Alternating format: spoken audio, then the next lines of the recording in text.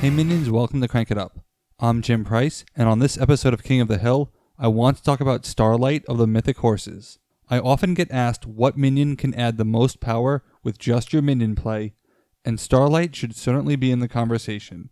Starlight is the minion form of encouragement power, getting +1 power for each of your other minions on this base, and is a great representation of the Mythic horses. Power, literally in numbers. And because Starlight brings high level of power, she is definitely a base finisher and one of the best. To see how powerful Starlight is, we need comparables. I've mentioned that King Rex is the gold standard and remains the best single card way to add power, 7 for 1 card with no dependencies. But King Rex is a finisher, just like Starlight, and it's rare that King Rex is alone on the base.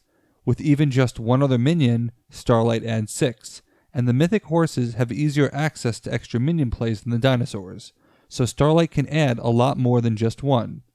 So King Rex is not far off to start and can even be eclipsed. What about the Elder Thing, the highest printed power?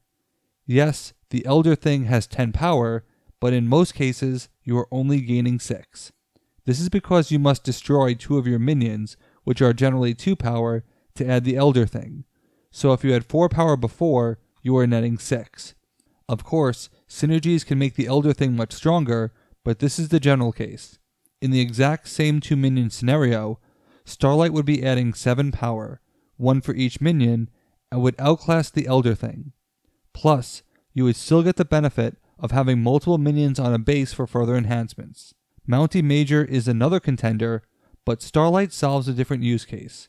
Mountie Major is designed to specifically steal a base out from under someone, which theoretically Starlight can do as well. But Starlight excels at the solo base play in a very thematic way, with a little help from her friends. Faction context is important, and it's important to see Starlight as the final ingredient to a truly team effort. More than most factions, to talk about Starlight is to talk about the Mythic horses overall. Starlight is like a local microbot alpha with a 4 power head start. Of course, should you get both of these minions out at the same time, it should be game over, and I'm not going to be talking about robots after this. For multiple reasons, Starlight is not a minion you lead with under any circumstance. Your primary leadoff minion is Pinky because of her ability to grow. Starting with 2 power is nothing special, but that's the point. You want a low entry point with the ability to grow big. And their double feature encouragement power helps with that, because it doesn't add anything yet. I almost always preface Starlight with a C-Star because it is a free 4 power. C-Star brings Pinky to 3 for a total of 6, and then Starlight adds another 7 to bring to 13. When you factor in encouragement power, that number goes up to 15. While 15 isn't insanely high, the gain of 13 from 2 power is. There is very little setup, and you still have your action. Super Future Space Armor Power can bring in an additional 6 for a total of 21 and a total gain of 19. That can break many bases by themselves, but the Pinky draws attention. If I'm playing Mythic horses, I'm not leaving any base alone, and they themselves lack the means to kick me off. So instead, perhaps we need that second turn action for something else, and this is an indication of the versatility of the Mythic horses. Their other double feature can bring out a second minion with togetherness power. Here, you increase the power creep, possibly to 6 or 7, depending on what minion you use, but you add another minion for Starlight. For the sake of example, let's make them both Pinkies for a total of 6. The same C-Star and Starlight minion play brings the total to 17, with Starlight being an 8 because of the other 3 minions. Now with that action, I can either add 8 power with armor power to bring it to 25, or I can move everyone else to another base with adventure power to take out a 3 VP base by myself. 3 uncontested points in 2 turns is definitely tempting, but we want more, and it highlights how Starlight wants all of her friends at the party, especially your partner. In general, to bring Starlight over the top for the solo base play, which should really be targeting 5 VP for efficiency, you have 2 routes. Move everyone and rely on higher minion quality to boost Starlight, or settle for a moderate amount of minions and boost them heavily with armor power. Both are fine, and your partner faction may determine which route you go. But it's hard to do both without that extra second turn action, unless there was another way to set it up, and you can further divide the routes by thinking about what double feature to use on the first turn.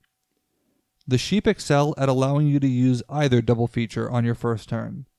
If you remember, the problem was that our starting Pinky was a target, and there was no way to move her on turn 2 and play armor power. The Mythic horses have perpetual movement in friendship power, but it still costs the action. But the sheep have You Shall Pass, which is a free movement and allows you to position the Pinky exactly where you want her. You still get 21 power, but you are much more likely to be by yourself. And you aren't under any compulsion to do this, because if they don't latch on to Pinky's base, you can just leave her there and target that one. This does require you to pick your initial base carefully, so it's best to plan for this when you have at least 2 desirable options. The sheep also have the alternate route, leading with the black sheep and using togetherness power to play a Pinky on its base. That will force the black sheep onto a separate base, avoiding the power creep. This does lock you into Pinky's base because you cannot move black sheep until after you play your C-Star Starlight combo, so that you could avoid using both copies of You Shall Pass, but the sheep have the self-corrective action in the first place. If you truly want to have both bases as options, the ram solves that problem as it propels itself, but there are more copies of black sheep, making it more likely to occur. In either case, you get 7 from Pinky and the other first turn minion, a base power of 8 from the second turn minions, and 3 more power from Starlight for a subtotal of 18. Armor power pushes this to 26, good enough for almost any base. And still just 2 turns. But what about the Adventure Time route? Either case should end up with the same amount of power, but the path to get there is different. Armor power adds 2 per minion, and Adventure Time should also add 2 per minion, but it takes longer. To avoid dogpiling on a base, we need a way to bring out minions on many bases at the same time, and the Zombie Lord excels for that, particularly if it revives Pinkies. Even in the 3-base scenario, a Zombie Lord can revive 2 Pinkies, and you still have a Tenacious Z for an initial commitment of 7 power, which isn't terrible. Adventure power brings them together, adding +6 for 2 Pinkies, and you could add a second Tenacious Z for 2 more, bringing the total to 15. With 5 minions on the base, Starlight becomes a 10 for a finishing amount of 25, which I'll take any day. Each additional base adds at least 3 power, not that you really need it at this point. Starlight is also a great precursor to a full sail play. Adventure Time can pile up your minions on a big breakpoint base, allowing you to trigger the base closing. You can full sail off the base, leaving the first mates, who can follow Starlight to her new base for a 2-base combo. She's also an excellent way to dogpile on one base on one turn, allowing someone to break it for an easy second place, then full sailing her on another player's turn to set up a different base attack on yours. This allows you to use armor power on the first mates and hopefully take out a third low-powered base. There are a ton of great Starlight combos, and Swarm factions tend to be among the strongest in the game. Starlight excels at providing the final punch for these combos and has a chance to be among the highest powered minion on the turn she is played. She makes togetherness power with Pinky want to be better than summon, and brings out the best in your C-Stars.